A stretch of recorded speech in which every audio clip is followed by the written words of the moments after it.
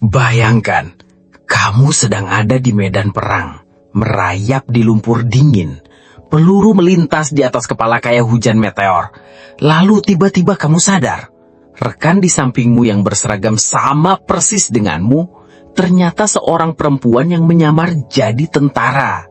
Bagaimana mungkin di tengah dunia yang dikuasai aturan maskulin, ada perempuan berani mempertaruhkan nyawanya dengan identitas palsu hanya demi ikut berperang? Itu bukan cerita dongeng. Dari catatan sejarah, mulai dari arsip militer Perancis, kisah Perang Dunia I, sampai catatan di Rusia, banyak sejarawan nemuin bukti perempuan-perempuan yang nyamar jadi lelaki demi bisa angkat senjata. Ada yang motong rambut sampai botak, ada yang bungkus dadanya biar nggak ketahuan, bahkan ada yang ganti nama biar bisa lolos daftar tentara. Beberapa kisah beneran bikin merinding. Ada yang bertahun-tahun bertempur tanpa seorang pun sadar dia perempuan, sampai akhirnya rahasianya kebongkar gara-gara luka tembak. Ada juga yang justru dipuji karena keberaniannya, bahkan setelah identitasnya terbongkar. Pertanyaannya, apa yang bikin mereka rela hidup dalam kebohongan berbahaya ini? Apakah semata-mata karena cinta tanah air? Atau ada rahasia lain? Dendam, cinta, atau sekedar ingin bebas dari dunia yang mengekang perempuan waktu itu? Dan disitulah misterinya. Kisah nyata ini kayak jendela ke masa lalu yang nunjukin kalau keberanian gak selalu punya jenggot atau seragam rapi. Kadang keberanian justru tersembunyi di balik penyamaran paling rapuh. Setelah tahu ada perempuan yang nekat menyamar jadi tentara, mari kita tarik garis ke belakang. Kenapa hal gila itu bisa terjadi? Awal abad ke-19 sampai ke-20, dunia militer itu eksklusif banget, cuma buat laki-laki. Perempuan paling banter cuma jadi perawat, juru masak, atau ngurus logistik. Tapi perang selalu ngasih celah. Sejarawan seperti D.N. Blanton dan Lauren Cook dalam bukunya They Fought Like Demons 2002 mencatat banyak perempuan Amerika di era Perang Saudara 1861 sampai 1865 yang menyamar demi bisa masuk medan tempur. Ada yang kabur dari pernikahan paksa, ada juga yang ingin balas dendam karena keluarganya dibunuh musuh, atau sekedar nggak tahan hidup terikat aturan rumah tangga. Lalu di Eropa, kisah serupa muncul di arsip Perang Dunia Pertama. Salah satu contohnya adalah Flora Sanders dari Inggris. Awalnya dia daftar sebagai perawat, tapi akhirnya bisa bertempur beneran di Serbia. Sementara di Rusia ada nama Nadezhda Durova, perempuan bangsawan yang udah sejak era Napoleon nyamar jadi lelaki dengan nama samaran Alexander Sokolov dan tercatat resmi sebagai perwira kavaleri. Lingkungannya? Jangan bayangin gampang. Waktu itu perempuan gak punya akses ke pendidikan, ke politik, bahkan ke tubuhnya sendiri. Perang jadi satu-satunya jalan buat mereka kabur dari sangkar sosial. Menyamar jadi tentara bukan cuma pilihan nekat, tapi semacam tiket menuju kebebasan. Meski artinya taruhan nyawa. Dari catatan arsip Imperial War Museum di London, ada laporan tentang perempuan-perempuan yang identitasnya baru ketahuan setelah mereka luka parah. Bayangin, bertahun-tahun mereka mandi bareng prajurit lain, tidur di barak penuh lelaki, dan ikut baris bermaris tapi berhasil nutupin identitasnya rapat-rapat. Jadi jelas, latar belakang kisah ini bukan sekedar perempuan ingin ikut perang. Lebih dalam dari itu, ini tentang tekanan sosial, tentang dunia yang menutup pintu, sampai akhirnya mereka harus memecah pintu itu sendiri dengan cara menyamar. Dan disitulah cerita ini jadi makin menarik, karena setiap penyamaran punya motif pribadi, rahasia yang bahkan sering lebih dramatis dari perangnya sendiri.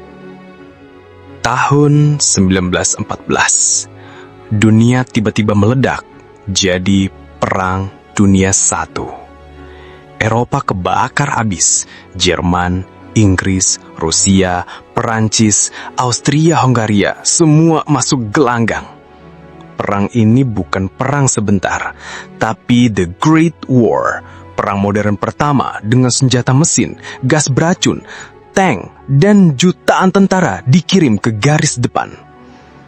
Di tengah hiruk-pikuk itu, perempuan yang nyamar jadi tentara terjebak dalam dilema paling gila. Mereka harus jaga rahasia identitas, tapi sekaligus bertarung mati-matian di barisan depan.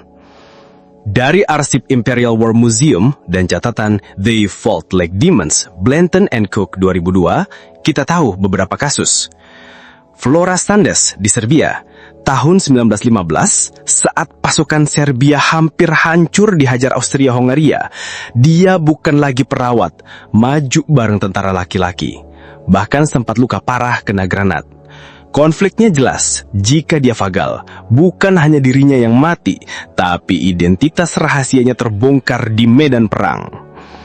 Di Rusia, Nadezhda Durova yang sebenarnya udah aktif sejak era Napoleon, jadi legenda yang dipanggil ulang di era Perang Dunia I sebagai simbol propaganda.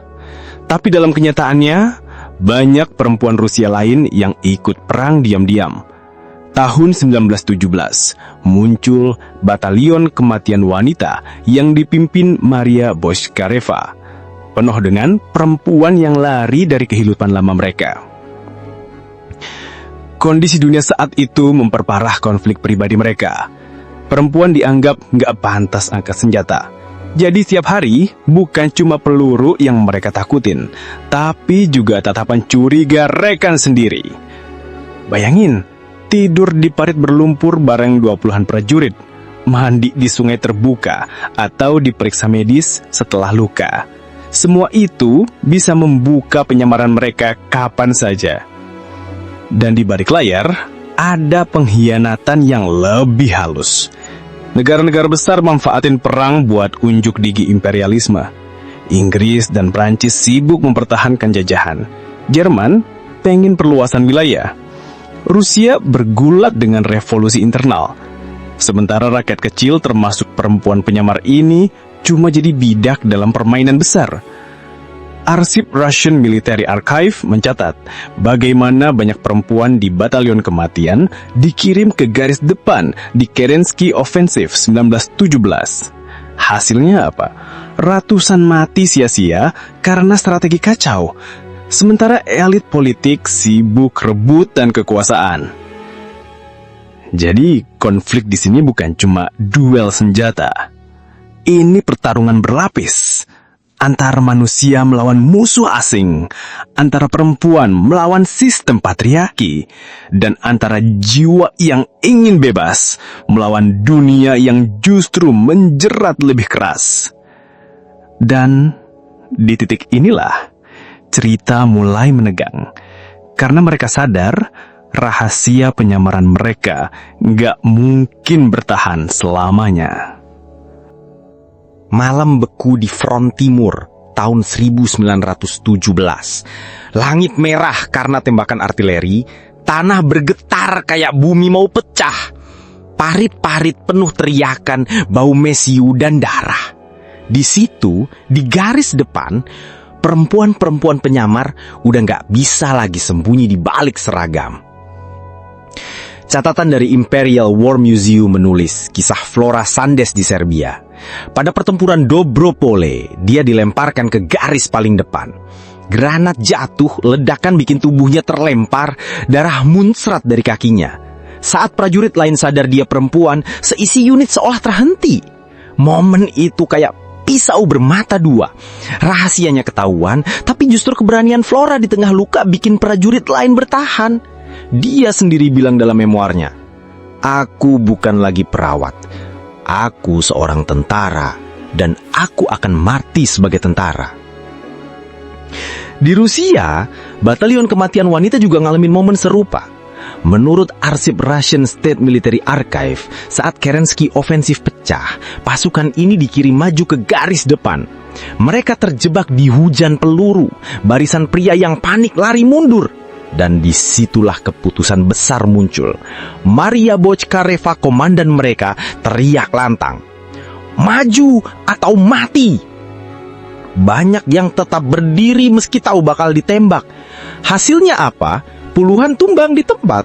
Tapi keberanian mereka bikin pasukan laki-laki yang tadinya kabur balik lagi ke medan perang. Konsekuensinya pahit.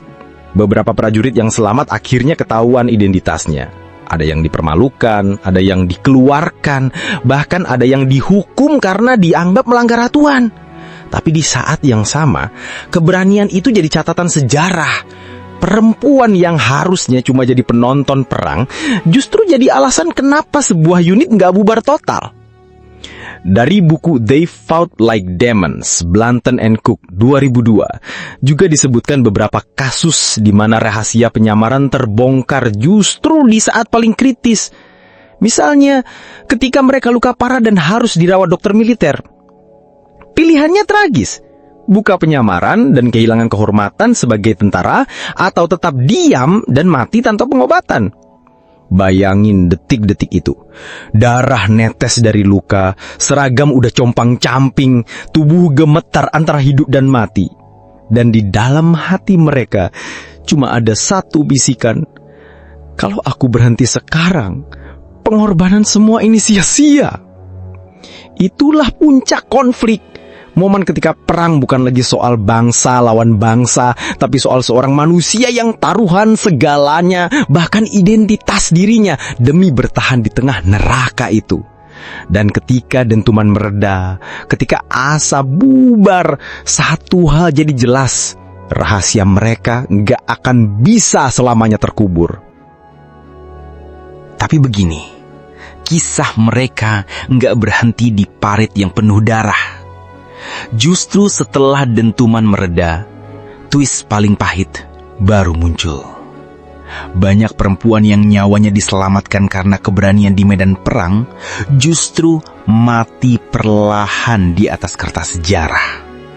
Arsip dari Russian State Military Archive nunjukin, setelah perang pemerintah Rusia malah bubarin batalion kematian wanita. Mereka yang selamat sering diejek, bahkan dipanggil pembohong atau aib karena melanggar kodrat. Jadi perempuan yang udah rela berdiri di garis depan, akhirnya dipaksa kembali ke dapur seolah enggak ada apa-apa. Di sisi lain, beberapa rahasia terbongkar dengan cara getir. Dari buku They Fought Like Demons, The Blanton and Cook 2002, diceritain ada perempuan yang baru ketahuan identitasnya saat tewas di medan perang. Saat tubuhnya dibuka untuk dimakamkan, barulah prajurit lain sadar. Selama ini, rekan seperjuangan mereka bukan laki-laki. Bayangin syoknya, sekaligus rasa bersalah. Mereka udah bertempur bahu-membahu, tapi nggak pernah tahu siapa sebenarnya di sebelah mereka. Dan ironinya, menurut Women Warriors Pamela Toller 2019, sebagian perempuan yang sempat dielu-elu karena keberanian, akhirnya dilupakan atau dikaburkan. Ada yang kisahnya cuma jadi catatan kaki, ada yang bahkan disembunyikan karena dianggap bikin malu institusi militer. Sejarah resmi lebih suka menutup mata ketimbang mengakui bahwa perempuan bisa sekuat, segigih, bahkan lebih berani dari prajurit laki-laki. Bayangin getirnya. Kamu udah taruhan nyawa, udah berdarah-darah, udah ngelihat kematian begitu dekat, tapi ketika semua selesai, dunia bilang, "Terima kasih sudah berjuang. Sekarang kembali jadi tak terlihat." Twist inilah yang bikin cerita mereka jadi jauh lebih tragis, sekaligus monumental. Mereka bukan cuma harus melawan musuh di garis depan, tapi juga melawan lupa. Musuh yang jauh lebih kejam karena diam-diam menghapus keberanian dari ingatan bangsa. Dan begitulah, sejarah mencatat mereka dengan tinta samar. Nama-nama perempuan yang menyamar jadi tentara jarang masuk buku pelajaran. Wajah mereka jarang muncul di monumen. Tapi keberanian mereka tetap berdenyut, membisikkan sesuatu yang lebih besar dari sekedar kisah perang. Bahwa keberanian nggak punya gender. Bahwa di tengah dunia yang bilang nggak bisa, mereka berdiri dan bilang, Aku bisa. Sejarawan seperti Pamela Toller dalam Women Warriors mengingatkan, banyak dari mereka akhirnya kembali ke kehidupan biasa. Ada yang jadi buruh tani, ada yang kembali ke keluarganya tanpa pernah diakui sebagai veteran. Ada pula yang kisahnya hilang, terkubur di arsip berdebu. Tapi, justru disitulah maknanya. Mereka berperang bukan buat gelar, bukan buat dikenal, tapi karena cinta. Entah cinta pada tanah air, pada keluarga, atau pada kehidupan yang mereka yakini layak dipertaruhkan.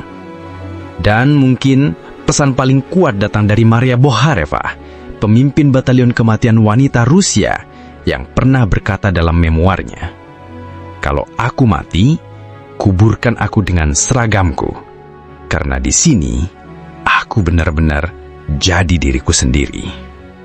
Kutipan itu jadi pengingat bahwa keberanian gak selalu diukur dengan berapa lama nama kita diingat orang lain, tapi seberapa keras kita berani melawan batasan yang dipasang dunia.